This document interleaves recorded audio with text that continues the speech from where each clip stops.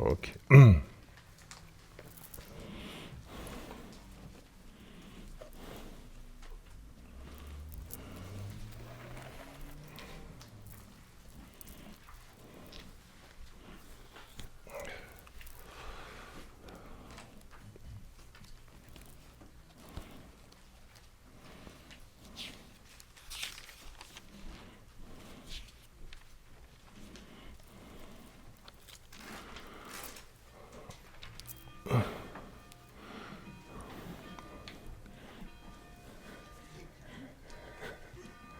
That's nice.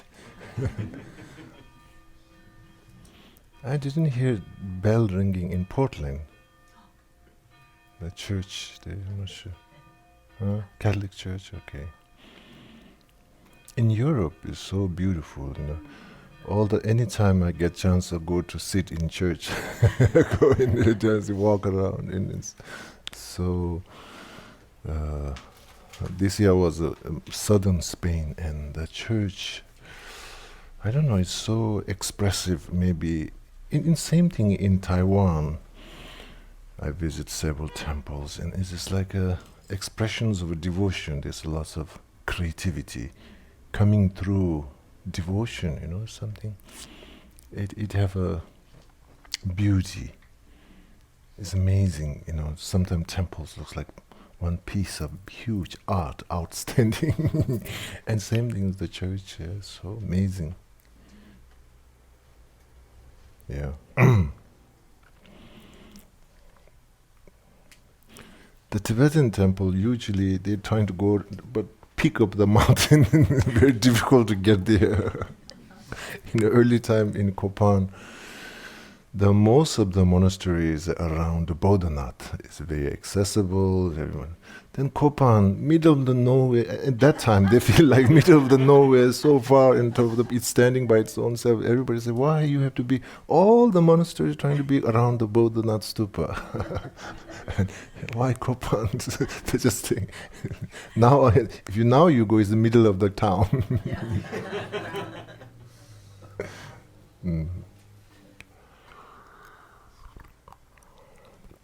Okay.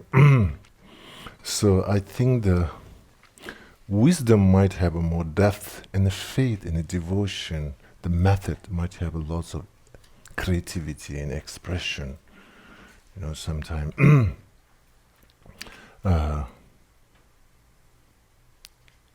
Okay. So anyway, I thought, my explanations are quite wild, so I'm not sure there's some kind of lineage blessing coming through. So at least the root text itself is not too long, so I'll just recite, because I received the oral transmission of the root text, so at least something much more disciplined. I'll just more read, and you just listen. That's all. You meditate. Mahamudra that we talked yesterday. Okay. I'll just kind of at least I'll go through the root text. I received from His Holiness, and I think from my teacher, current Ganden Ear-Rinpoche.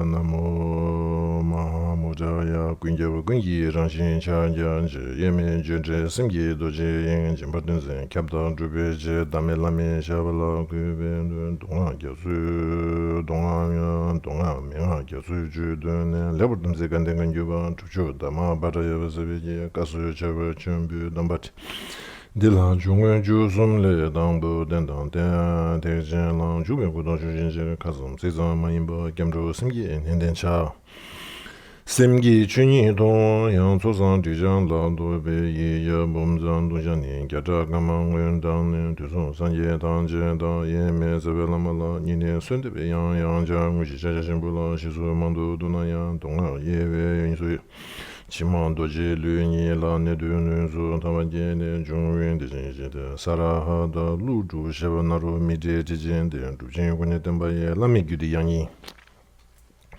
Naman Gendri Du Sumgi, Ngode Doni Gomzun, then Dilation Betavala, Major Lu, Pauju Lu, Sun, Tena, Di Gomba, Chajin Beauty, both there.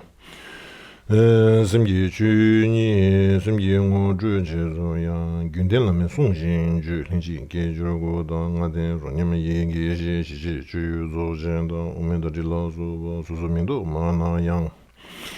Ni dun long ri la ge xin nyam nyam jin jin nen jun pe da na gong ba jin du ba ten na di la da to ne gong ba su dang gong to ne da du su lu ni len din ni chi me lu xin ye sam den de bu la lu ne dun dang dan ba long ru gu zhu da du zi ri ba tang ni le bra je nam dang ge we sim den be kyam zhu sim ge ngun du dang Sangala menen juro gom jura sunde yazan juro jene lama ranandem nawa pembu ngangden la redo la junamando jen jaju kanya mijiba yume chungse nyambarsho gyada nilo dabo ye ije kaba mayimba mayintembe gyangso zo gyori beshi shingo Rijing Seven Hola Rimgi Dimla Jay de Namdo Ganda Kangiva Teda Ning Zonja Yana Record Cage do Namdo Jige Bede Jo Cheda Nebati Temba Mashur Lu Rimgi Dimla Lugelo Simgi Josa Denada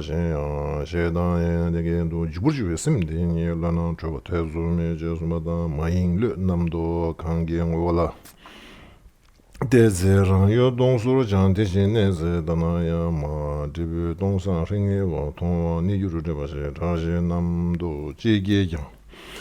Migo gyong huzin chan chede deyin hu lan jobo zingi buruni pruve peda songba ye che dar zine pruve charo ni chanam gorne layan terebu shing. Shenpa jishin gyongwa le nyamchang wa kangi jang ma dibu tangshin sebalang sushin kando maru dongsan nang kantawe. Jiyang chawe rige wa diyang simgi chunyi ni nguzhun la yi tongmi ji dishi sondu dame jen kangshir zingmi lukburu jo. Dini sangye para jangzun dobe dangla yi no je disi kangzhin gomjen ba pechir gomba chigdu jo. Tetar myogi tsudi ni tangbi lechen simne. Drubi mi chun tabage dan simgi gunzu nguzhu yin shin chukyi gyaltsen ma tani simgi chunyi na nguzhu jizu. Sanje namgi yishi gung mi zimbe zuzu ne dalu mumbe dalu mongbe mun sebe zawe lame she damgu ngashin nyamsha nile miyo tang me chu nangdu chida nyang jung ju badar chamur shebe kumba ni givu rangshin zang barada paba luju Yo ni yi gibu sami chumayi mimi lungmi nangami namji mayi gui me na delashini gibu gang gibu kamru du bejiri yangda mayi shi dawa tishin kamnir reyang du jiri yangda ni du zon shi sumba shin zabana nyambara sha nyamsha nyambara jogensu du jen tsamya manyeba teze yingme chi du nyamsha nangadawu gyong yana nyambara sha bengang susu maru dongzang hawa Jingme na zo char xin zhu gang me se xin ri bian zhong qiban ba zhu be sem. Dun me nang xin zin ba ye xin yun gen be gongbo shi ba la ye yu dang so xian zhang wan zhang ma la so xin xin shi song be long dang ri ba yen. Nang zu tar du ma zhu be ngang du zi ji nyam bra zhou ba dun dang ye be zhe tun ba tam je je sang yi. Yi xi xiang an ne kang xiu nam da zima yu ri na tun dam. Tendam ju yin xian lang dun me jiang ribian du, xiarwe nang du riba shuba la zinba zhiba ye ma wu, xie song te xin tan be jiang dong be ngang du ribi dong bur cha. Dawa to du me ba ting rin wang ju su gong ba ju du ba je je ja ja zhiba ne zhong wen nam gra je je ba tu zung ge zo ya zo je la me chang ju chen bong wan te dar. Gom ne su zhu yi yu nang chi xia yang nang zu shimul, tok xi nang zu jen bar hang ye char.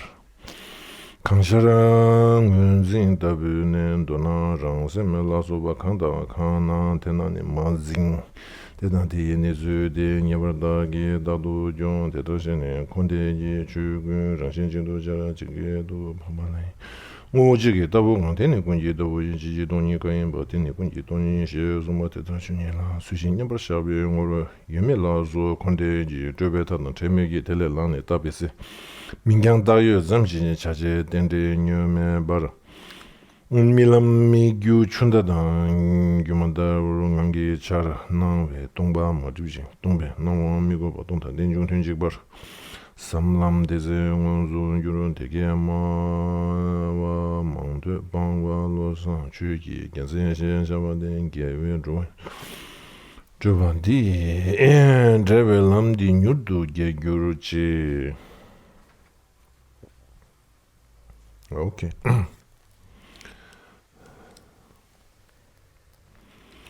So,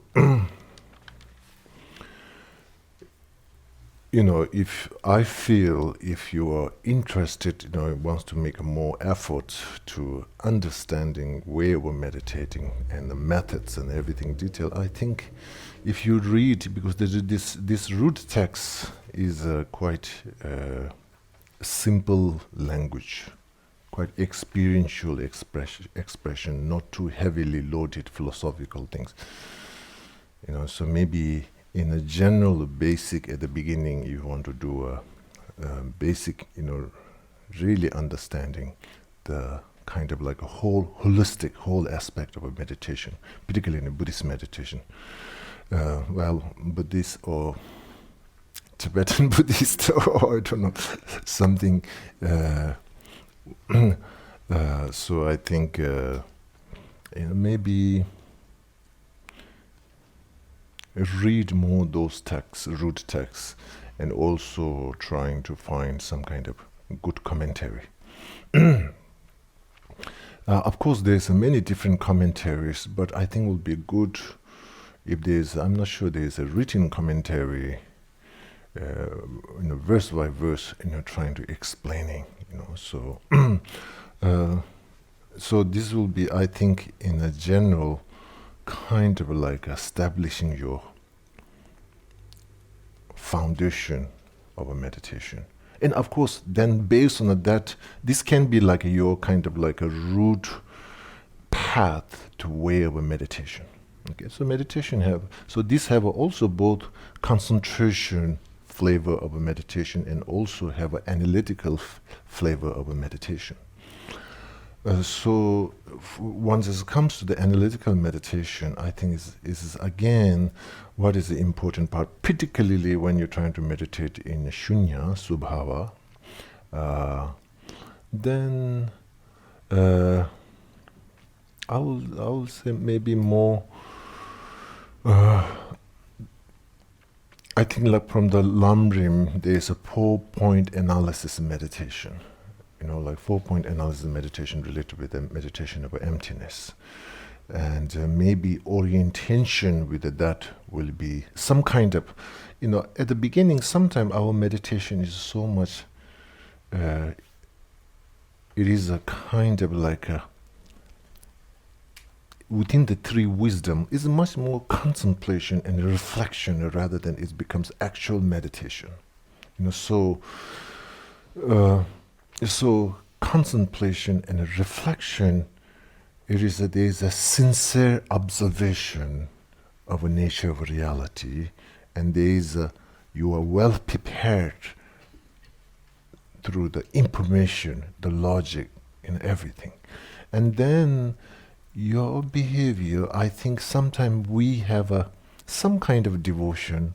Nagarjuna is all the time right, so we just kind of accept it. Although still we are using for certain extent, maybe like 30%, 40% logic exercising, but maybe 60% still like because of Nagarjuna says so, because it's the Pajana Paramita says so, kind of following. I think that follow we have a really good, but again, truth of wisdom may not necessarily arise because, we all have individual karma and we come through our own karmic background. And we have to, maybe you like truly existence. I mean, it's like, why I give up phenomena truly existence? And what is the exchange? What you really, the sacrificing the phenomena truly existence. I think you have to feel that when you're just following, you still don't let go of the phenomena truly existence. You have tremendous devotion to Nagarjuna, don't mess up my independent existing things. I don't want to move that part, but still I have a tremendous devotion for you. I will exercise only 40% of Nagarjuna's logic without disturbing my comfort zone of an independent existence and a truly existence. So for certain extents, as a knowledge, as a reflection, it's wonderful. Sometimes we say, oh, it's wonderful. Are you going to join? Let me see my schedule. So I think is an important part is there's a devotion element, but there is why should I give up independent existence? It's my culture. It's my part of the all culture. From the particularly Buddhist point of view, past life, this life, and future life, not only culture of the one lifetime, whatever, within the sixth realm we are born, this independent grasping of a truly existence, the independent existence from the Nagarjuna philosophical point of view, this is a really, we survive and we thrive through independent existence, grasping in independent existence. So the question is, discomfort of a grasping of a truly independent existence. Not into the choir grasping, because choir grasping is very annoying, we can see it, but there is beneath that choir grasping we call like an innate grasping, something that kind of invisible, but at the same time is very effective to triggering choir grasping. Okay, so anyway, now is innate grasping, imputed grasping is a kind of different layers of a way of looking. So, so my key point is finding the discomfort of a grasping of a phenomena independent existence. So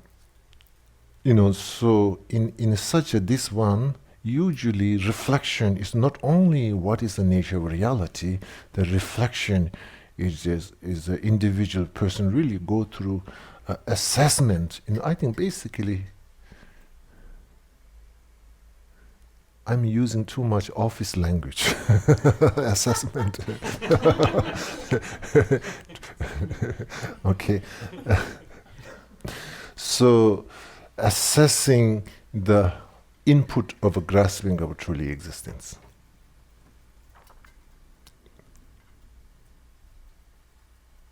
Sometimes when you go to see doctor, sometimes you don't figure out, then they say, okay, I'll check your blood culture.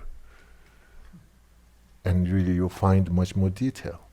And it's the same wise, we need to find the culture of a grasping of a truly existence. So basically, and such a move, even a search for blood culture, there is some kind of, we need to fully feel and acknowledge that problem, that suffering, that truth of suffering. So by acknowledging certain level of a truth of suffering, and then there is a, kind of like a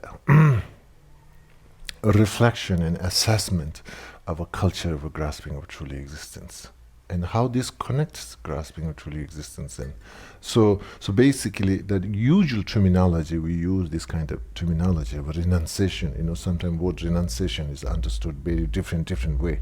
So basically, in the same thing, there is some kind of discomfort. There is this kind of like a underlying, some kind of dissatisfaction, and so where it is coming from. Okay, so in the meditation, 4-point analysis of meditation in Lambrim, basically I think it may fall into under the part of the process of creating the first point, observing the specific terminology called recognizing the object of a negation. Kind of like through the through the discomfort over your physical state, and you went to check the blood culture, and then you're finding finding the object of negation, finding the whatever the virus, creating that kind of problem. So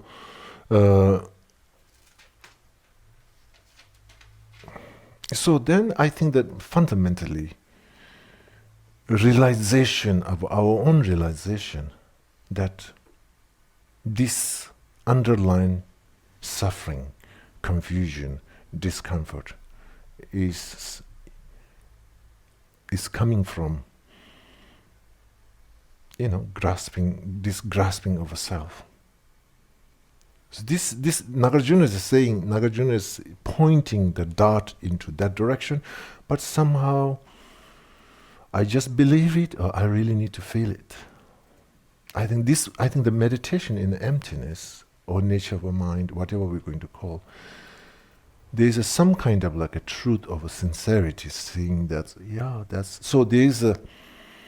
we can just kind of like follow Nagarjuna's suggestion and just kind of like on the surface and then trying to dissolve.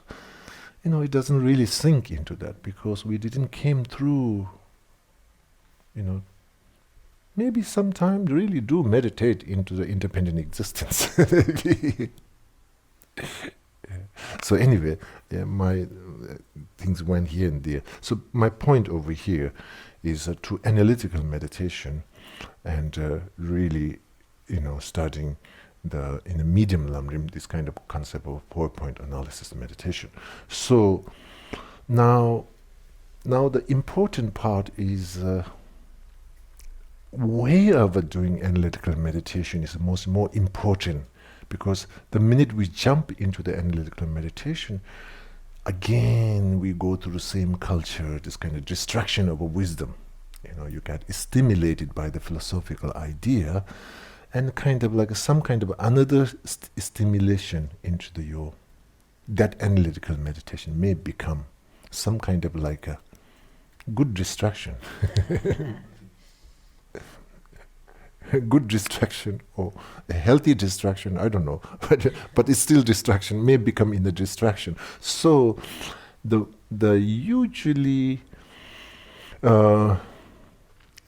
somehow process of analytical and that kind of a reflection through the wisdom through the working of a wisdom of understanding and wisdom of a contemplation. So there is some kind of like your preparation was a take it, and then through the state of that, then you can have a meditation posture, and then really into the wisdom meditation, you're really simplifying the philosophical reflection that you apply in wisdom of understanding and wisdom of contemplation. So you're making much more into the experiential observation, taking out the philosophical labels and trying to so in the meditation you don't really reflect all the logic, also need to see through simple lenses. The nature need to see through simple lens, not a complicated lens. So through transition from wisdom of a contemplation into the wisdom of a meditation, we need to creating some kind of a simplicity. If you're bringing still into the wisdom of a meditation all the heavy terminology and trying to creating experience of emptiness, then it may end up idea of emptiness, your own version of emptiness. Like there's this saying that le cheki tawa. Le cheki tawa means somehow, like you made your own kind of independent existence and you're trying to dissolving it, something. So that analytical kind of like so basically I will say two layers: wisdom of a contemplation, and during that time, yes, heavy loaded, complicated philosophical terminology, you are taking these as a tool to deconstructing inherent existence, into the reflection level, contemplation level. Now, in the meditation, then somehow that deconstructing of independent existence need to be at the end some kind of a simplified version. And when you say simplified version, basically you are somehow individually able to witness or realize some kind of like a, without the philosophical terminology layers. It's a simple way to look at it, to see. Not like, for example, one of the example I will tell, there is a songs of experience,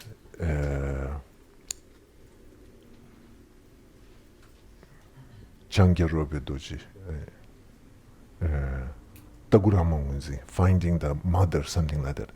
And in this poem, this again, to really to understand the Madhyamika Prasangika's view of the nature of reality, and through all the Buddhist philosophical tenet system, and going through all those four systems, and then also within the Tibetan Buddhism we have four great traditions. There's a different way of approaching of the nature of reality, and these songs of experience, I think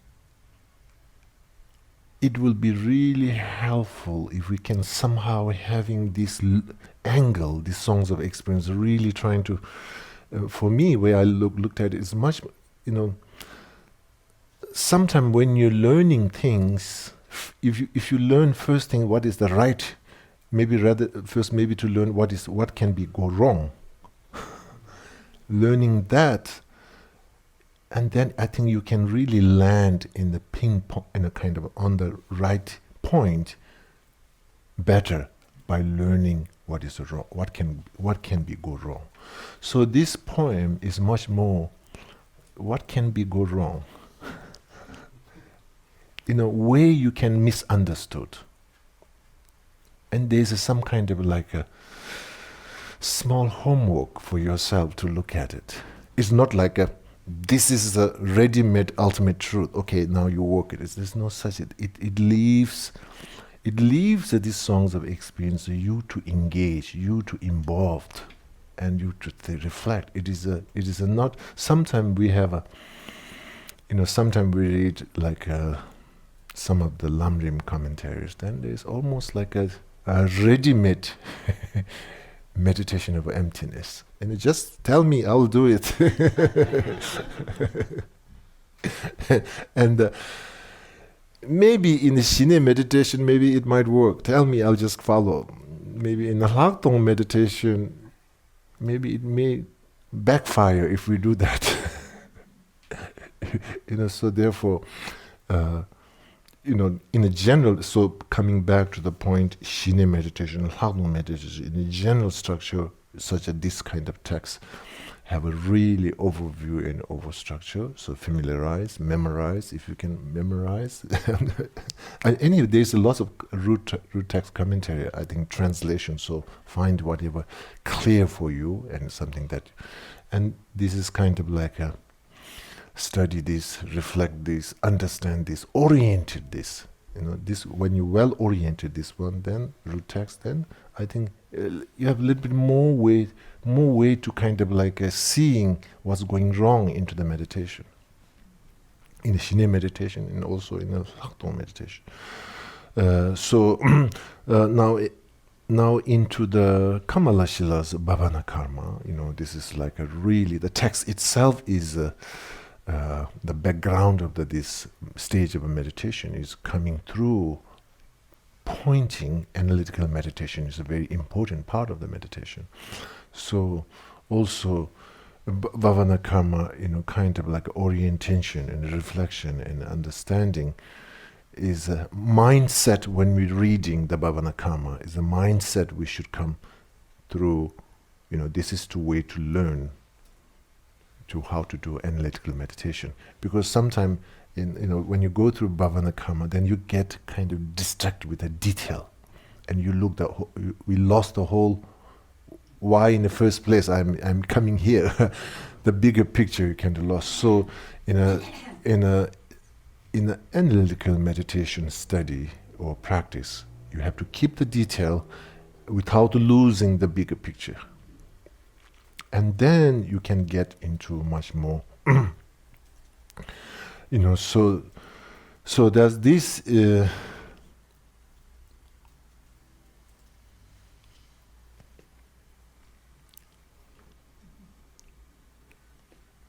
and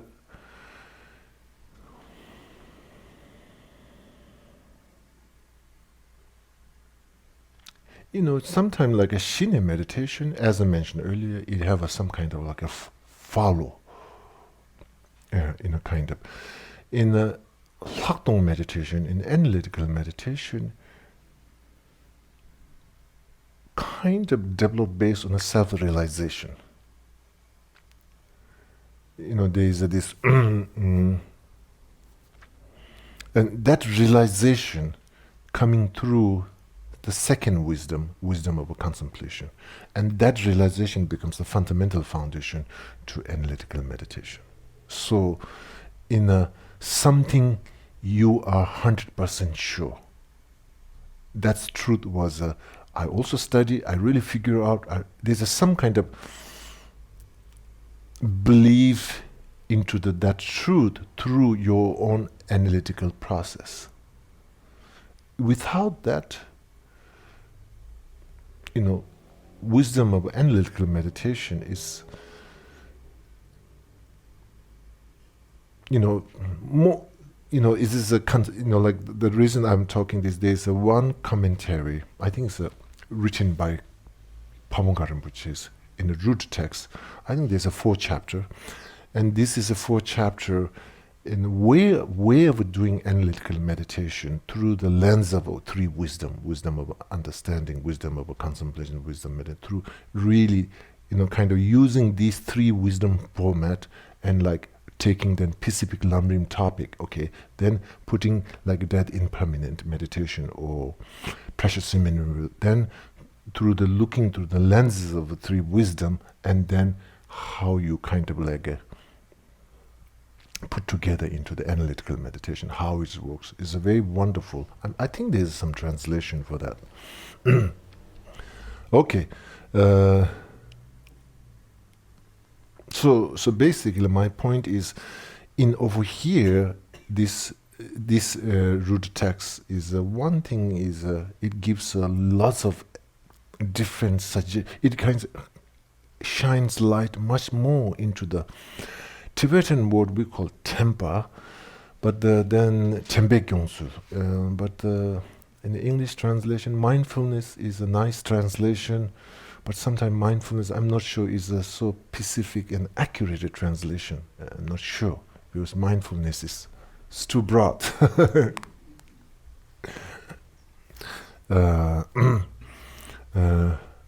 Now, in the Ganden Mahamudra, this text, basically this text style way of introducing, meditation is, in a general meditation, even including analytical meditation, require tremendous tembe gyongsul, tempa initiation. So we'll just translate it as a mindfulness and introspection.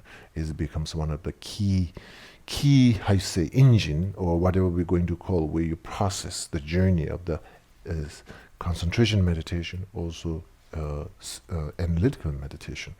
So this Ganden Kagyu Mahamudra really elaborates, gives you a much more further tembe gyongsul way of kind of like a mindfulness process. It gives you a little bit more elaboration into that. And maybe in a Lamrim, it's not necessarily goes through different way of cultivating of a tempe gyongsul, the mindfulness practice in the Shine section. But in the Lamrim, it's much more emphasis into the selcha and the nature. Basically, the emphasis comes much more toward the strength of abiding and the strength of the clarity clarity, alertness, is much more emphasis focused into that, not basically the flavor of your concentration, the flavor of your meditation mind, it's a focus into that, but it doesn't really emphasis too strong into the subject. The shaft shaft might have a different flavor, but it doesn't give you too emphasis which kind of shaft. You can have a Italian shaft and then French shaft. It have is the temper itself. In the Mahamudra, it gives you that part is much more like, okay, this is his own style. It gives his own different style, different approach. Let me say, different approach. In the temper, I have a different approach. But then outcome, some things to taste good into any shaft. They have a different approach, but that is not the priority. But at the end, the outcome is something is kind of like a good taste, or I don't know. In France, one time, one of my students, he invited me for food as a dinner, and there's a 5-course. I didn't know that first. He brought something, I ate. Second, I ate, and that when the actual things came, I was already full. I tell him, why you don't tell me before these things come in? The second one, it came. The third, I'm almost full now. And he said, there's still 2 more coming.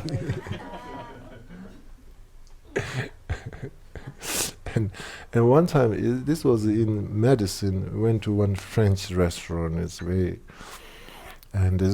expensive, I think, and somebody took me. And then I was like, I don't know, he have a big plate, but there's only little.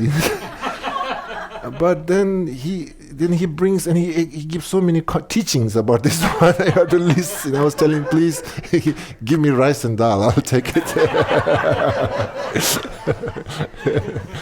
And it's so a small and big plate, and this chef, and he's trying to explain, giving commentary about this.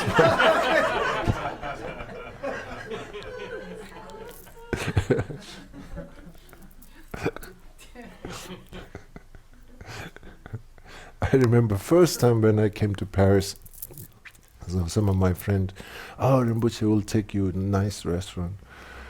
And usually I don't like seafood, just don't have that taste, haven't grown up. So, and they took this expensive restaurant, and there's so many different seafood, and I cannot eat anything.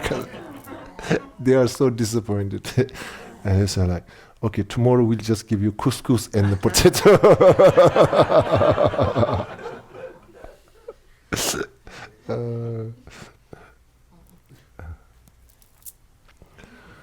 Okay.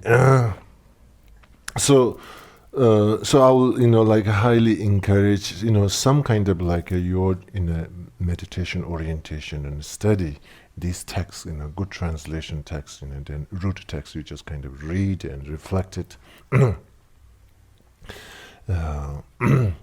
Okay. Okay, so that's it. Finish Mahamudra. Okay, so so now we are so much the nature of a mind. This kind of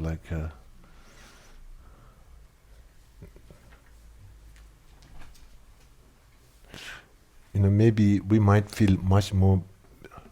Whoa, it's the French thing. So okay. Thank you. Maybe serve some tea and have tea and a tea. So,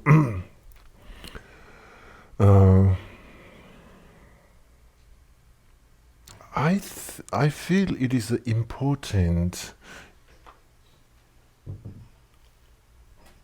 Let me put into 3 layers when you're reflecting into the, so-called, we say I'm doing meditation in nature of a mind. And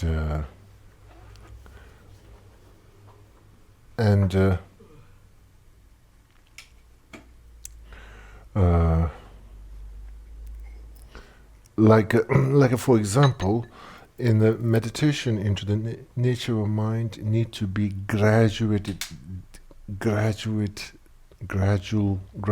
descent into the depth of the consciousness. Let me put in that kind of format. You are almost like a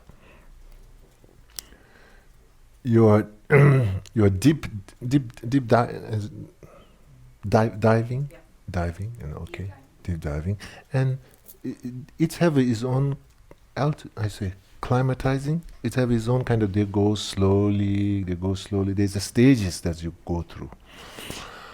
Or our meditation is the nature of mind. It's like just kind of snorkeling. You're just kind of seeing all these different beautiful things, but without kind of like, this is just kind of, oh yeah, I'm doing meditation in nature of mind, like almost like a snorkeling. Just, don't touch, don't bother, don't judge. just enjoy those all different things. Yeah. And so are you just Mahamudra kind of snorkel? Yeah, snorkel. What a word. Flavor or deep diving? And deep diving.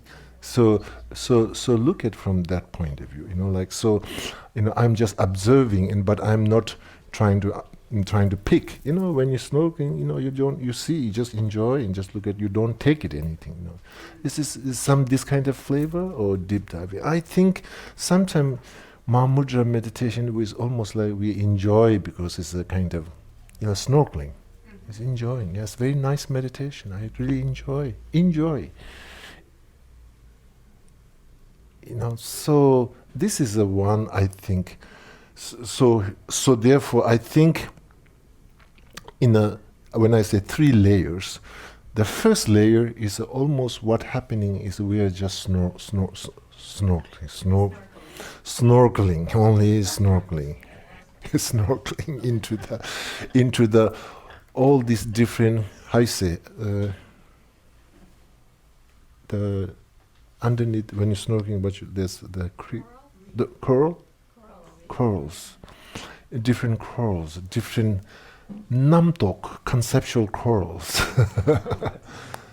Conceptual, this namtok. Some are beautiful, some are kind of strange looking. Sometimes you have no idea why it's there. Also like that is one layers. Okay, one layers. Yes. Okay. Then one type of the second layer of Mahamudra. Then you go behind that corals, conceptual corals.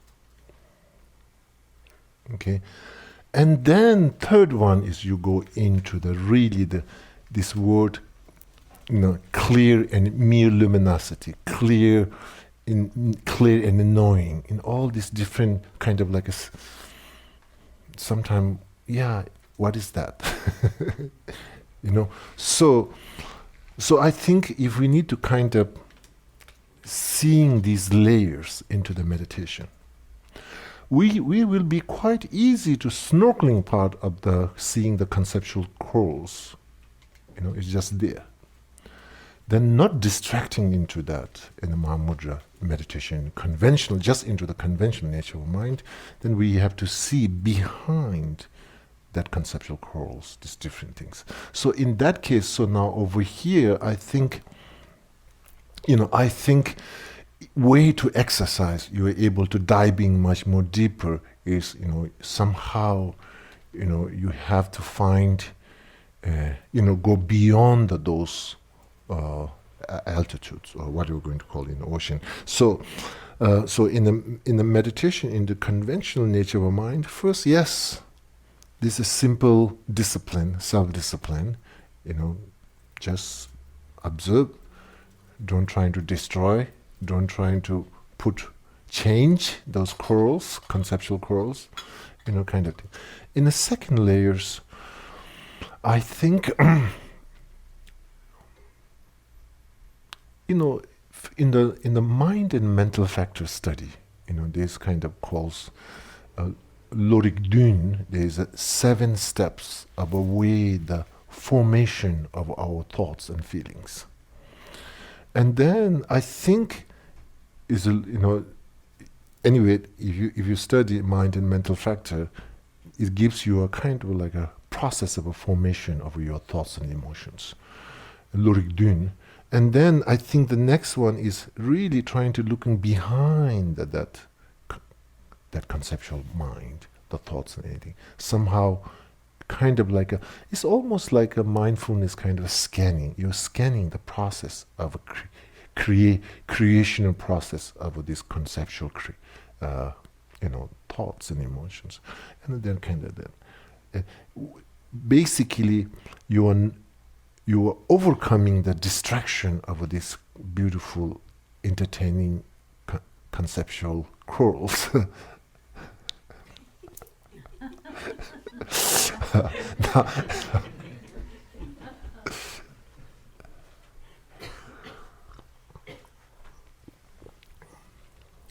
Anyway,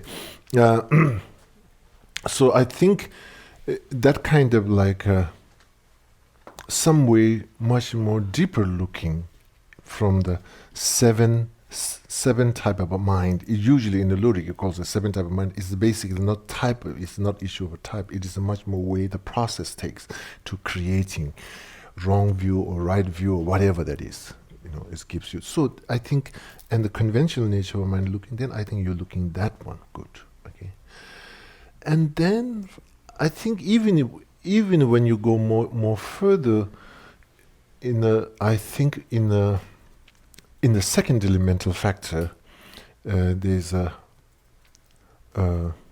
five omnipresent mental factor and a five esoteric mental factor. Any of the thoughts and feelings have a kind of like a rule of these mental factors. And so then when you're scanning into that layers, you really can find way to let go. You find that really, okay, now it's not so much I will push, there is a mechanism, the mind function of a mind, if I looking through the mental factor, who are the main kind of like a mechanism which really create the grasping, create the concern. If it goes to, this mechanism goes to the negative emotion, thoughts, it goes, then the mechanism works with the positive also things. So here what you're really trying to work, seeing here, when you don't see these things, when you look in the surface, then there's a frustration and there's like a, you like to overcome, transform, but, because you don't see the behind. And can somebody come in and fix? Can we call somebody like 1-800 who fix secondary mental factor? That would be really great news. 1-800, somebody can come to fix my 5 omnipresent mental factor. One of those are going in the wrong direction.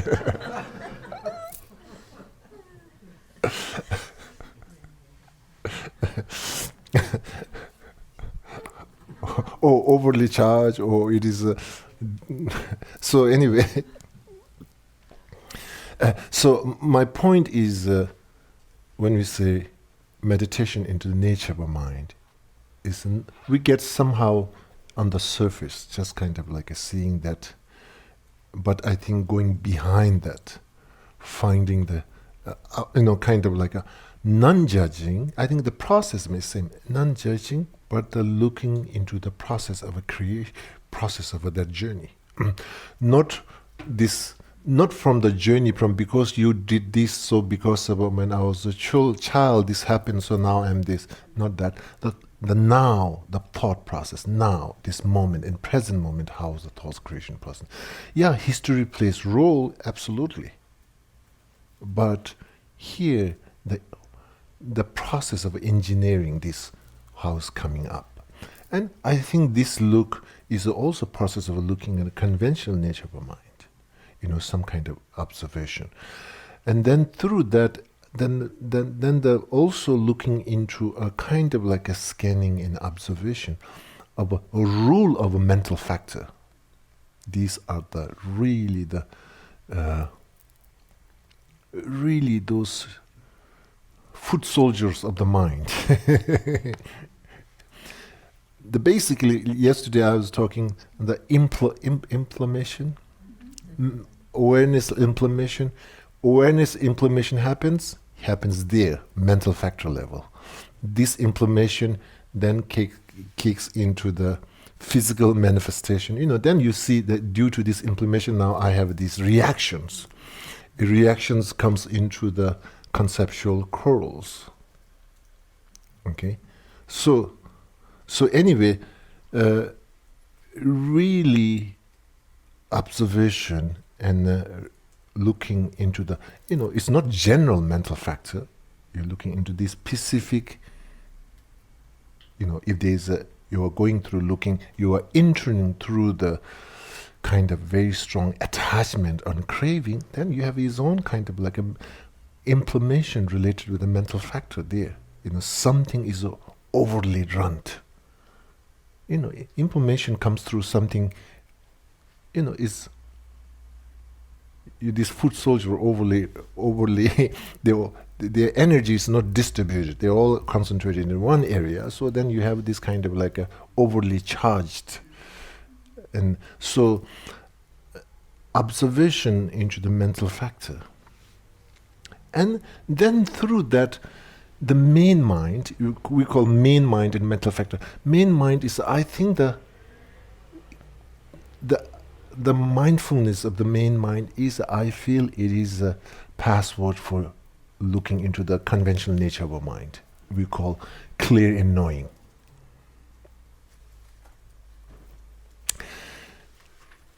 Rinpoche, this Gelug-Pa's meditation conventional nature of mind, all the time you make more complicated.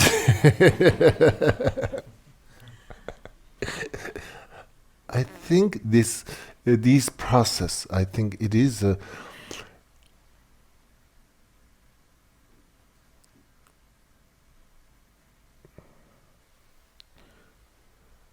I think really feeling and reaching those mental factors. Anyway, I think these process, and then through that, and this clear and mere luminosity, or whatever we're going to call, I think, when the main mind and mental factor, when they describe the main mind have that kind of very kind of like a natural observation, clear and knowing. It don't have the detail, the function role is not specific. Mental factors who are working with the main mind have a specific responsibility, and there are specific rules. The main mind is a really kind of like an overall kind of like a knowing and observing and aware, kind of like a very simple, very kind of. So by observing that through coming through the process of mental factor and seven type of mind formation, and then coming into the nature of a mind, kind of like a deep diving. It takes through the, when you're climbing, it's the same thing. Base camp, first base camp, the second base camp, third base camp.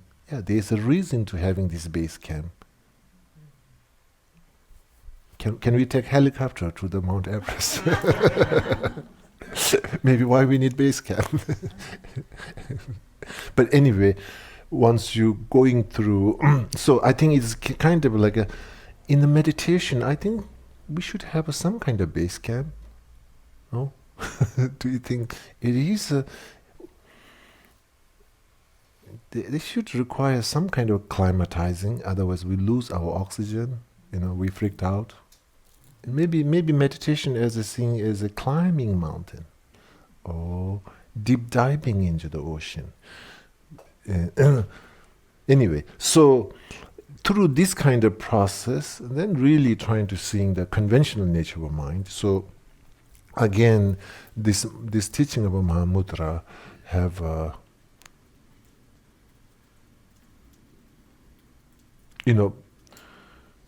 particularly related with the meditation and nature of mind, conventional nature of mind and ultimate nature of mind.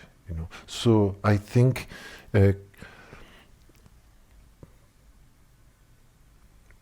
although now again I want to clear, this text itself does not necessarily tells like this, like I say, like, okay, conceptual crawl, then look the formation, then the look into the function, then look into the main mind, and then look into the nature of a mind.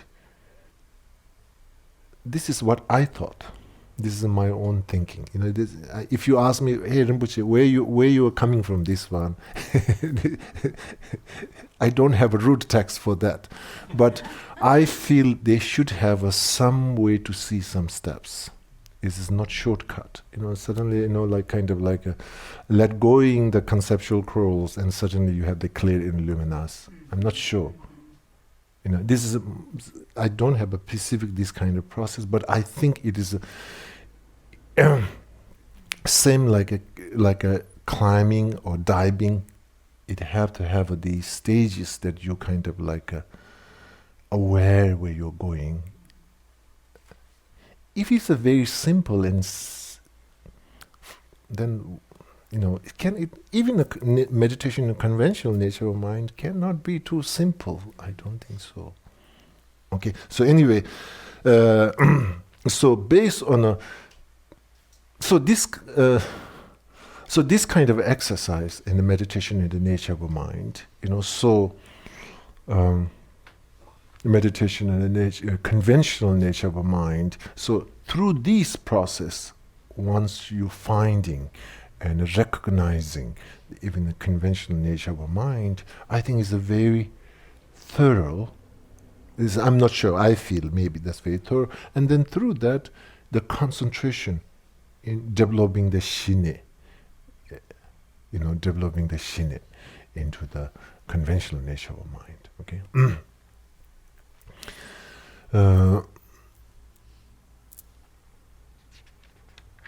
So now, sometime, even this root text also saying like, sometime individual person get kind of like, am I almost kind of like not clear cut in your own realization process? Am I almost, like I think I'm seeing ultimate nature of mind, but the author of the text, root text, are like, here the area can be a little bit gray area. Not in a conceptual explanation, but the individual experience into the where I am. Am I into the seeing the ultimate nature of a mind or conventional nature of a mind? And we have a terminology and a concept way of describing this way, but in reality, there are also conventional nature of a mind is not other than ultimate nature of a mind. Ultimate nature is not other than conventional nature of a mind itself. So sometimes this terminology trying to kind of like creating so strong separation, but in the meditation language, in the meditation communication, we need to drop this kind of duality communication style. So here can be within the wisdom of a contemplation and wisdom of meditation, one discipline we get confused a little bit is between these two, because you're bringing so strong kind of like a duality, kind of like a flavor, and then integrating. That's again one way to keeping in the mind is the same dish, but in a different plate.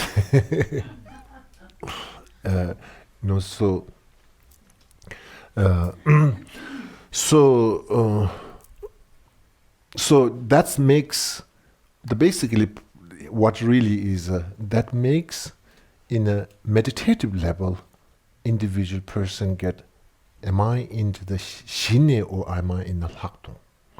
Where is it? Like it cannot be like there's no graduation from ceremony from shine, or there's no graduation ceremony from lakton. Otherwise, there's a clear, you have certificate. Okay, here I'm finished my shine.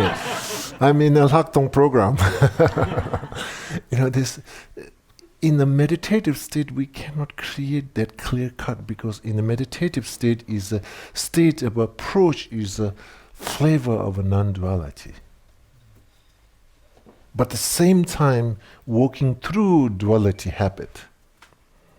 Yes, transition creates with the transition into in the paper or into the concept, yes, Shine is something like that. Langtong is in the paper, into the concept, we can have clarity.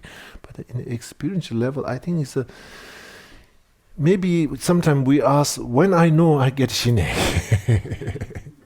when I know I'll, like when and like all these questions, a conventional world we ask, because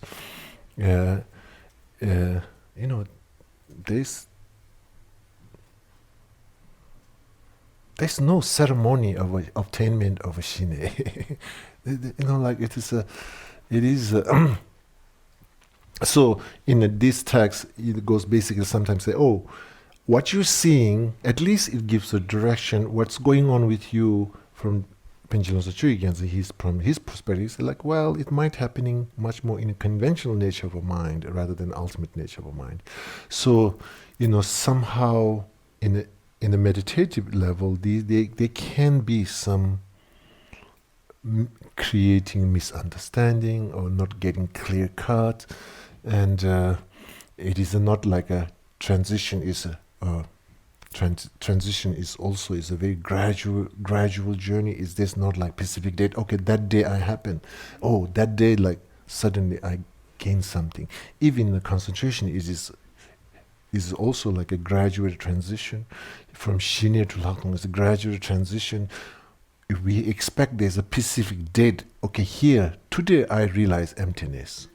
If it is, if we feel like today, 2019 October or whatever today is, I realize emptiness, then maybe there's a, I don't know.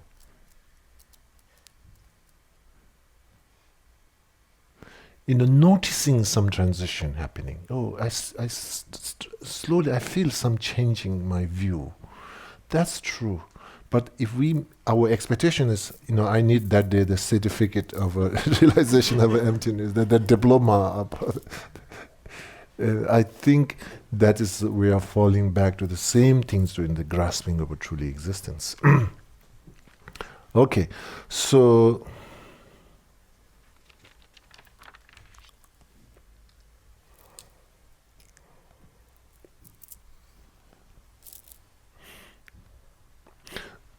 in the reflection into this particular text is really trying to give you a much more angle to way to cultivate and way to strengthening the temper, the regular translation as mindfulness. Okay, I will stick with that.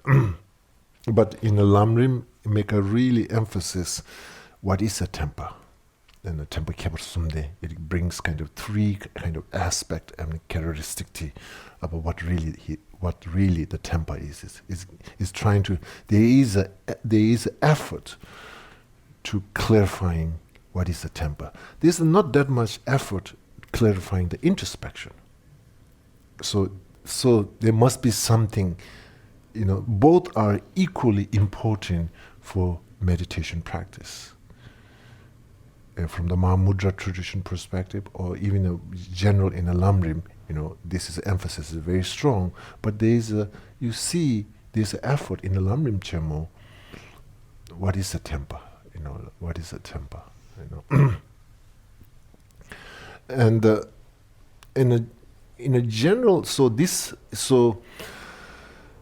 I think Shantideva's fourth chapter is also good to really kind of like a daily training into, although fourth chapter is a conscientious pagyu, and this gives you a really bigger kind of like a training in our daily life, how we kind of train into the conscientiousness, which is really becomes one of the what's the difference between conscientiousness and mindfulness? Same thing or different? I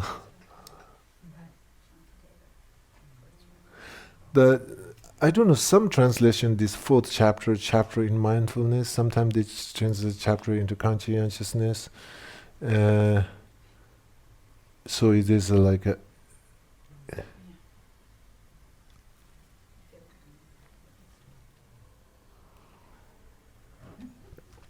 Okay. Okay, so again, in a kind of like in a general way to, again, training into mindfulness, I think fourth chapter will be, and I think the fourth chapter and the fifth chapter both. And the fifth chapter is the introspection, Shishingi-Liu. So Shantideva's fourth chapter and the fifth chapter for meditators, because Shantideva really kind of like how to apply in a daily life. He really kind of looks from that kind of like our what's happening in our daily life, and through that he kind of like gives the approach of introspection in a training into the soul. Shantideva's fourth chapter, I'll highly encourage reading fourth chapter and the fifth chapter. Even you're doing secular mindfulness meditation, I think part of the study and reading fourth chapter and the fifth chapter will be, I think, is very important, to see how Shantideva kind of approach of a cultivation of these two things.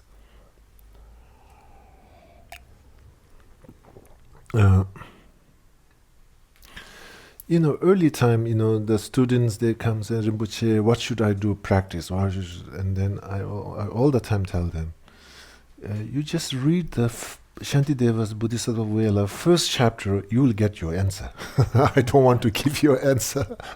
I usually tell them, you read just first chapter, and then you come back, what is the answer it is.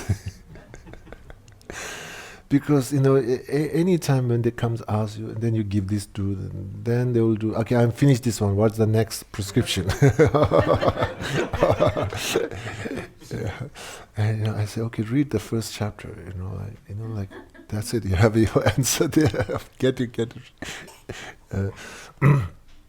So also, sometime I think, even in a spiritual journey, if we get some kind of confusion, and I think okay, maybe not just kind of lazy style, just go to see teacher or email to teacher, what should I do? I think that's a lazy approach.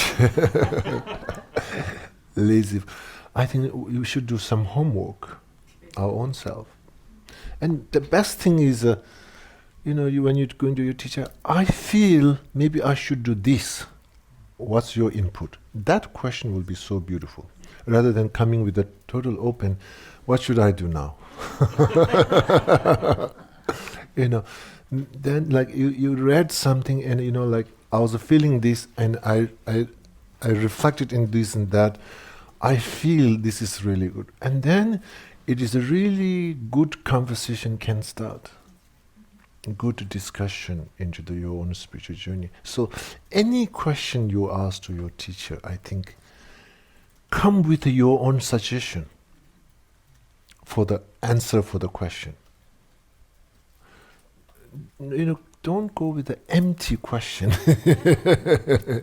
Empty. So I think this is really good. So then really you can really kind of walk. Because then there's a really to. So anyway, and there's one student, and she says she cannot sleep. There's a problem with sleeping, and I said maybe read Nagarjuna's Rude Wisdom first chapter before you go sleep. Don't read novel, don't read Lamrim, no, don't. Just the first chapter of Rude Wisdom. I say, read that one. You fall asleep. And she wrote me back, I don't understand anything. This is kind of strange. She wrote me back, I don't understand anything. That's good. Still you keep quiet. That makes you feel sleepy. Read that again. Your evening commitment to sleeping.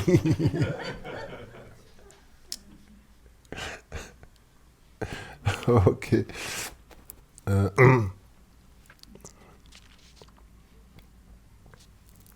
Okay.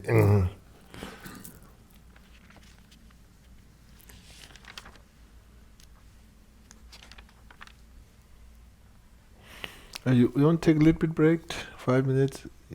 just let's take a little bit break.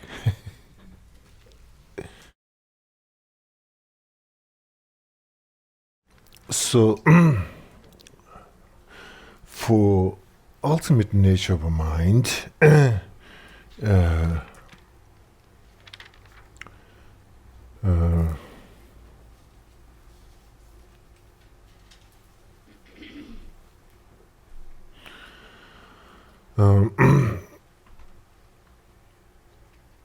so basically, and through the state of a meditation of a conventional nature of a mind, then then at the end you have a kind of like a clear or a knowing, that kind of a mere experience, nature of a mere experience.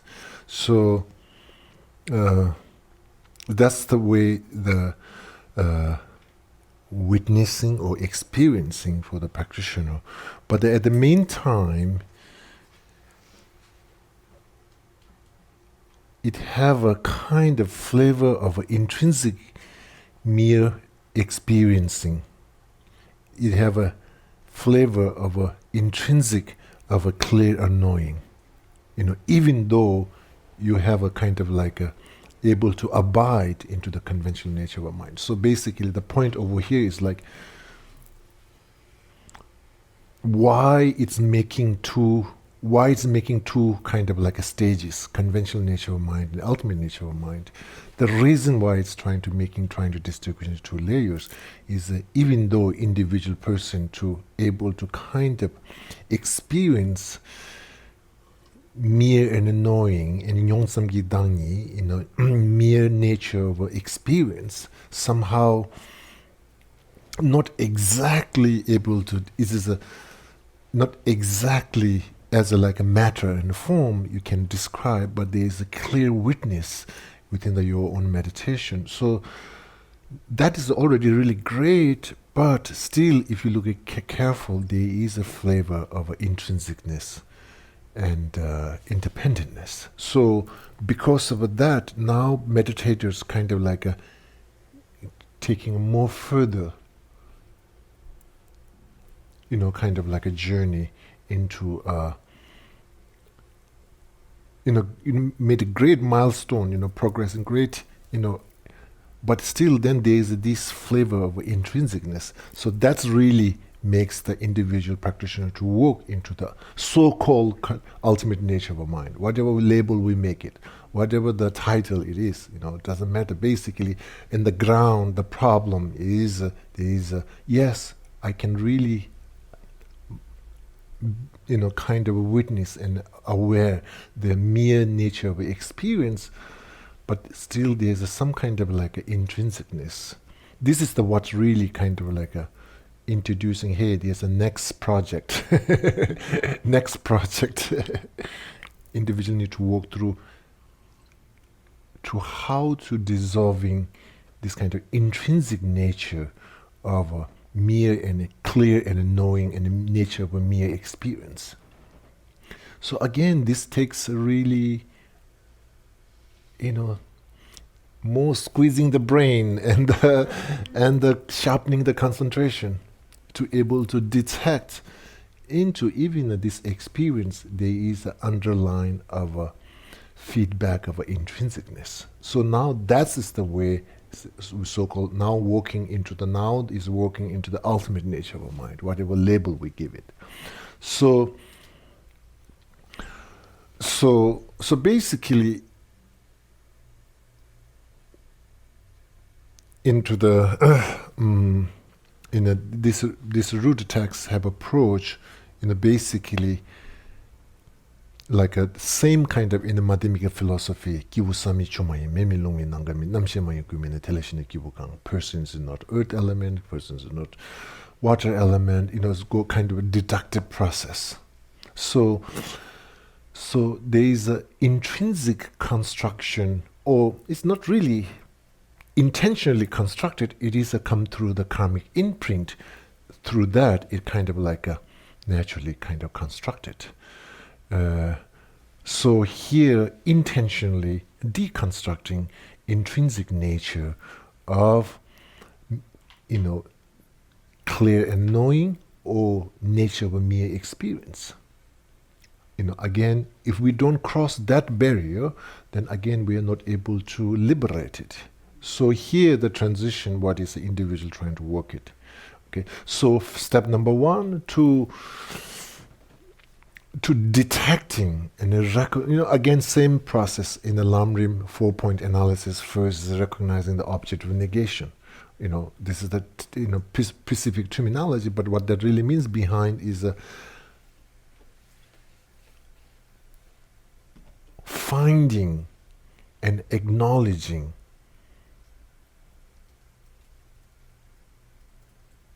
and almost emitting, yes, it is really good, I'm really perfect, but still there's something I have to complete it. So here, meditator transition from the conventional nature of mind to the ultimate nature of mind, first trying to educating practitioner, him or herself, into the meditation, into the conventional nature of a mind. There is a still flavor of an intrinsic experience, intrinsic reflection, not intended, not choir grasping. It's just there's this, and that's basically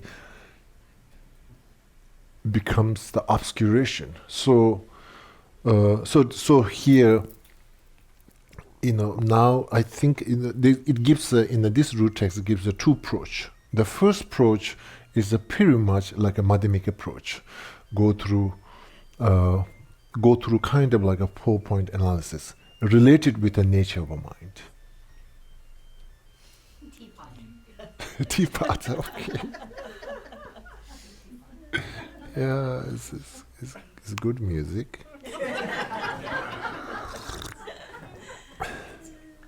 Okay. So basically meditation, ultimate nature of mind, from this text, this Panchen Lobsang Chokyi Gyaltsen, his approach giving basic two. First one is basically 4-point analysis applying to nature of a mind. It's usually in the Madhyamika philosophy, meditation, 4-point analysis applied to self or I, emptiness of self. So here it's just applying. So now over here,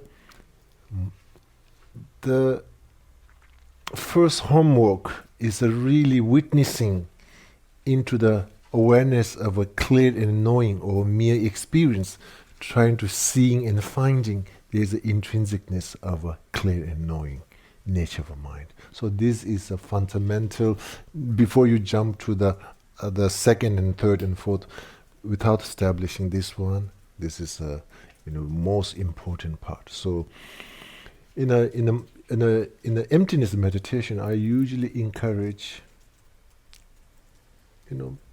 if you say, okay, 2020, I want to really my project of a wisdom, my project of a method is maybe I'll do more equanimity.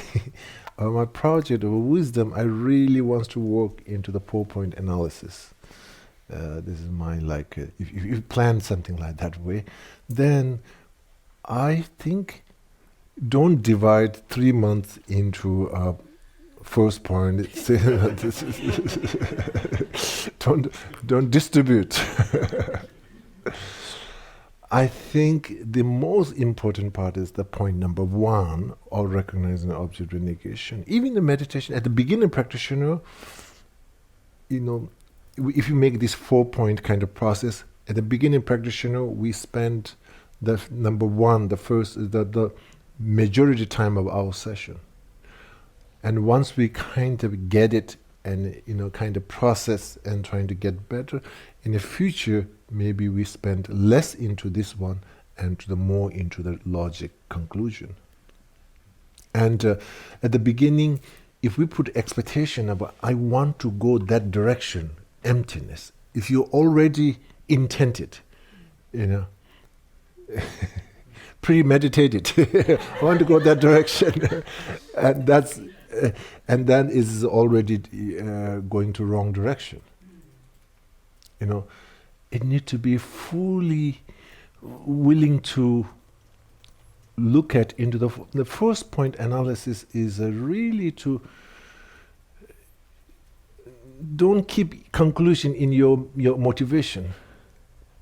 It's a fully open ground. If you're already thinking your direction is right, you want to go here, I want to go there.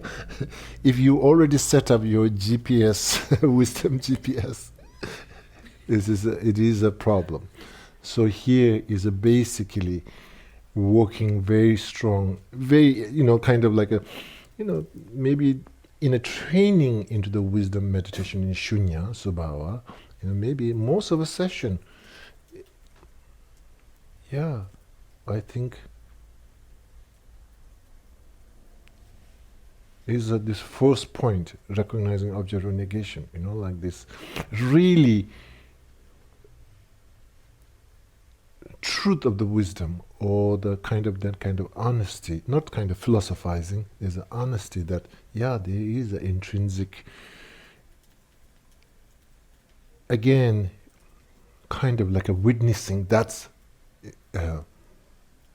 becomes very important. So usually what you call is one method is maybe you already have this kind of like a clear and knowing on a mere nature of experience, that kind of like a witnessing, then maybe usually there is an excitement related with that, or there is an expectation related with that. We are human, have so many, once you get somewhere, then you have so many different plans. So these planning emotional kind of journey becomes the track that where you want to look at it, intrinsic, that itself, we need that lens itself, although it is not bringing good things for us, but we need to use that lens. You cannot bring another lens and trying to look at into the where is the intrinsicness, where the witnessing intrinsic of a conventional nature of a mind itself. You need to use the same lens who's trying to see, who's trying to believing intrinsic of a conventional nature of a mind. You want to use the same lens with a different mindset.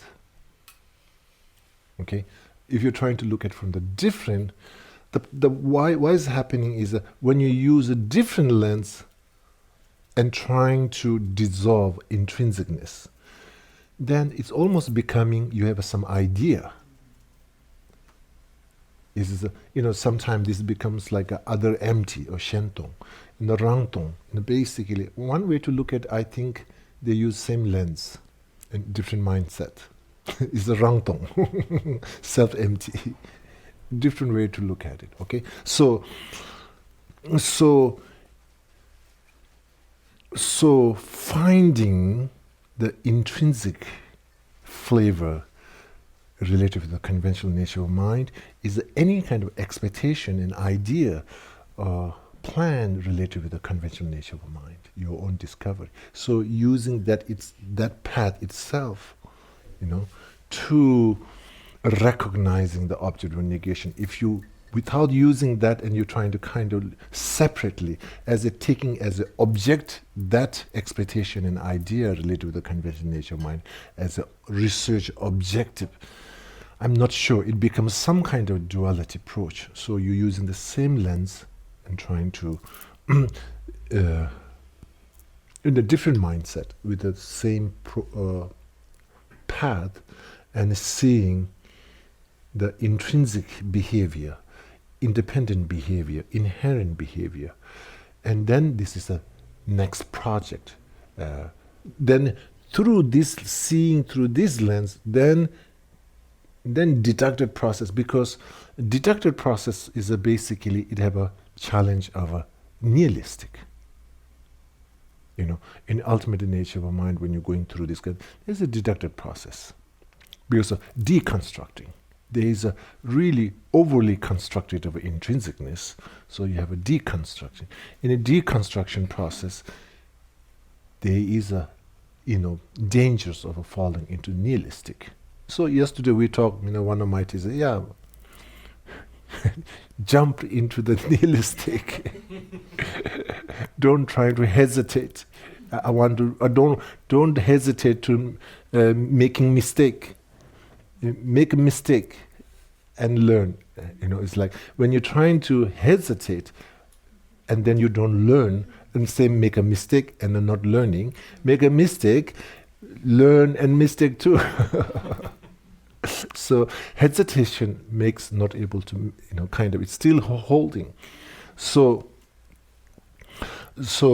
basically, again, ultimate nature of our mind in a meditation into that, it's too good to be true, we landed in the middle way.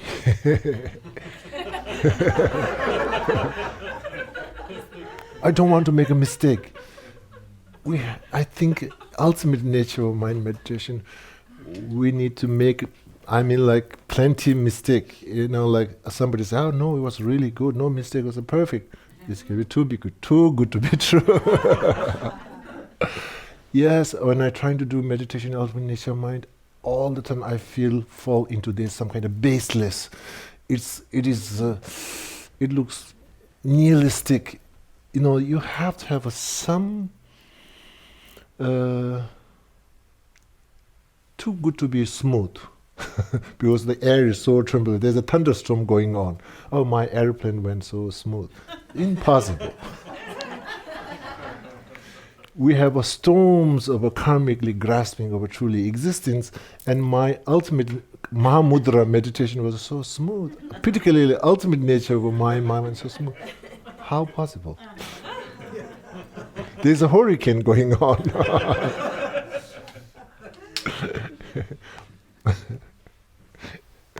One time I was flying, and the landing all the time we have, they make you a little bit scary. So anyway, it landed so smooth, and landed so smooth. So then we come out, that pilot was there, and they greeting for the passengers, and I told pilot it landed so well, and I just told him, kind of like acknowledge him. Then he says, well, there's so many causes and conditions. Yeah, I was like, oh, so yeah, it's like, there's, he mentioned there's so many causes and conditions, that's.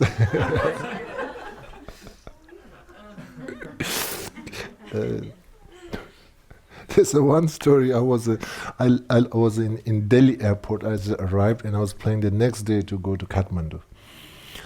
So I changed some money from the airport, and then when I get to the hotel, then I try to buy the ticket for the tomorrow earliest flight as soon as possible. And then the money was not enough. Then the reception guy, he said, I will change the money. So I said, okay, that's good. Okay, I don't.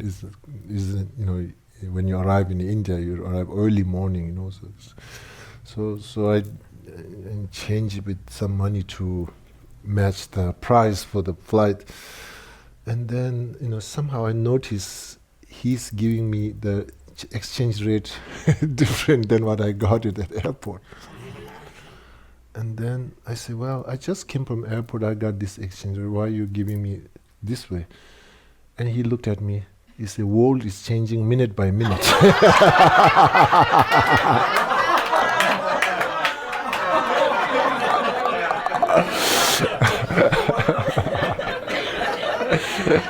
And I looked at him. Okay, yes, okay, I'll accept. That was a great teaching. So just like this Indian guy in the reception, give a really early morning wisdom of dose, like boom, okay. Yeah, what's that? I think, like fluctuation of the rates is a bit, just like 1 hour ago, I just realized.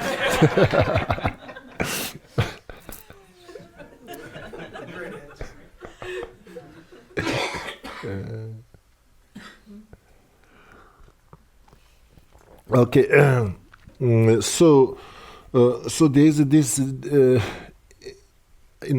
the meditation, some level of a frustration have to happen. That frustration not because your mind is so distracted, because constantly feeling of a baseless and a nihilistic feeling. And you really don't like it intentionally. But when you take that journey, you're feeling that nihilistic. And I think that can be truth. Okay? So now, when you go with the intrinsic, there's a challenge. When you're trying to deconstructing intrinsic, there's a challenge. So journey of ultimate nature of mind should feel lots of dilemma between the nihilism and the,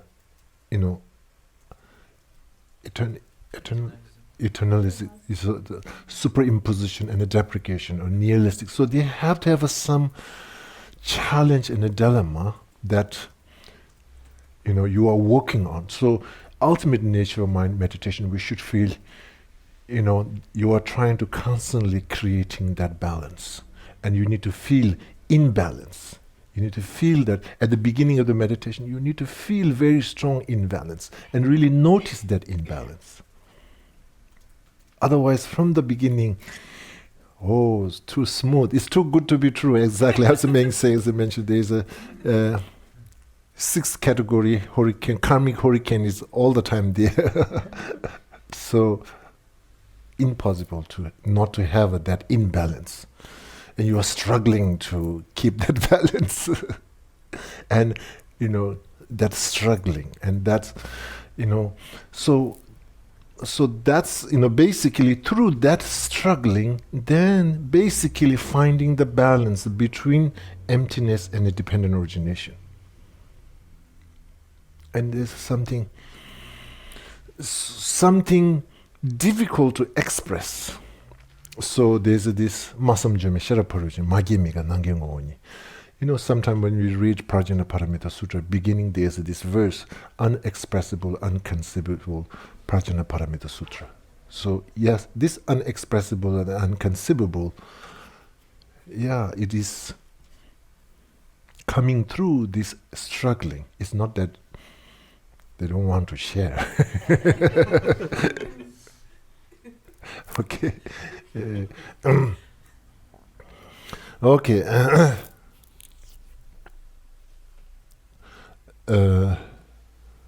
So basically, the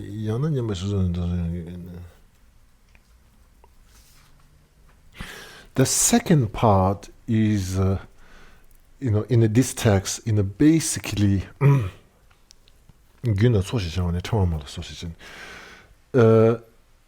second approach is, I think, this is a two different option from this text point of view. I don't think so. It is not two different option.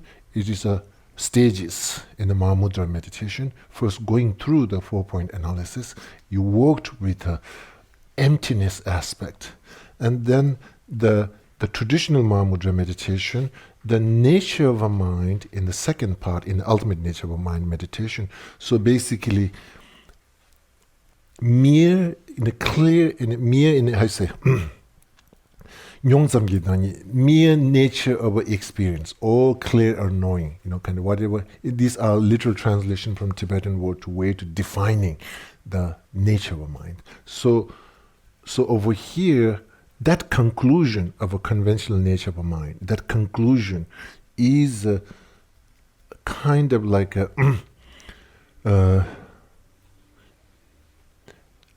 that kind of conventional nature of a mind is merely dependent. So basically, dependent origination way of positing conventional nature of a mind is the way to meditate in the ultimate nature of a mind.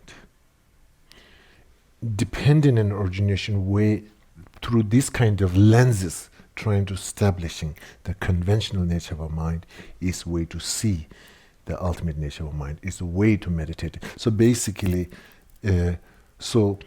as I mentioned earlier, there's a two-step. The first step is a much more working with the empty subhava part. Second part is, dependent origination, which is basically conclusion of a conventional nature of a mind is this experience and is seen through merely subtle dependent origination view. That is the ultimate nature. It is not trying to put another layer. It's walking into the same project. It's walking into the same object, which is the conventional nature of mind, the mind itself, whatever we label, So over here, the second approach is that conclusion is a kind of lens of mere collections of cause and condition. So if there is a kind of like a simple conclusion, oh, this is a conventional nature of a mind, mere and clear and knowing, from the ultimate nature of a mind meditation point of view, that's the big mistake. Okay, is there some level of a correct? Yes, but the deeper looking, that conclusion itself is a problem. So, like for example, like one example will be like in the Madhyamika philosophy, in a tenet system, like there's a lots of, if you study tenet system Buddhist, there's like, what is the self? There's lots of discussion about that. And each tenet system comes with a different recommendation. This is a self, this is a self. Mind only school says, oh, this is a self. And this all have a suggestion. But the Prasangika comes, what is a self? Is it a mere self? This is they use kind of strange terminology, like a kind of like a Zen answer. Mere self. Another school, like a mind-only school, and when they suggest, very comfortable, we like that. Because it gives you, this is what all the karmic imprints are going to take, this is it. This is it. Prasangika said, no. When the minute you go to this is it, is a problem. So they will come with the mere self. What is that? All the karmic imprints are carrying into the mere self. And, it is an annoying answer because we like all base is mind or six consciousness. We feel much more with our culture. It kind of fits with our culture mindset. Mere self, what is that? Are you trying to run away from something? Prasangika says, yes, I'm trying to run away something that you are trying to solid, intrinsic making it. Everything is the energy flow. Everything is the dependent arising. You need to see, you are so distracted with the label. You're not to pay attention with the nature. So over here, ultimate, conventional, ultimate nature of a mind meditation is much more not distracting with that label and that conclusion, and trying to see that nature through the lens of a subtle dependent origination. And that meditation becomes ultimate, so there's two stages, okay? Okay.